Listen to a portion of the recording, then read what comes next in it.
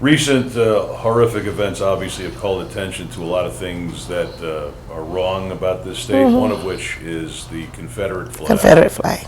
Tell me your take on what it means and what needs to happen to it. I think it's a part of our history. And like a lot of things that's a part of our history, it belongs in a museum.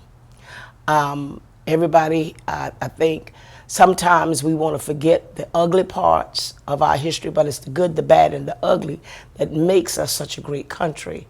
And if you forget or try to cover up the ugliness, then it becomes a cancer, but it's still there. Underneath the surface, you may not see it, but that flag represents that cancer that's been sitting over this state since its inception. You know, South Carolina was the first state to succeed out of the Union, to say we're not gonna let go of our human property. We're not gonna let the Northern Yankees tell us what to do. So all of that, you have the right to do that, but I have the right for my freedom, and I have the right to let part of my history be represented, you know, in this state, because my ancestors worked these soils. And the soils of South Carolina is so rich because of the blood, the sweat, and the tears of my ancestors. And so when you put that flag up there, you negate that they had anything to do with the greatness of this state, of this country, of this world.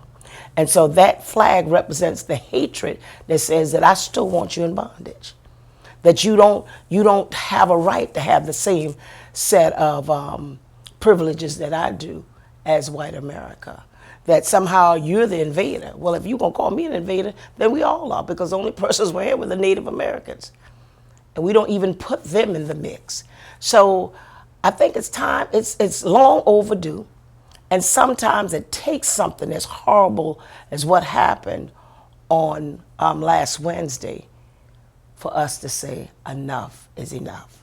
Sometimes you don't go to the doctor until the pain gets to be too horrific that you can't stand it any longer to even see what the diagnosis is to start the healing process.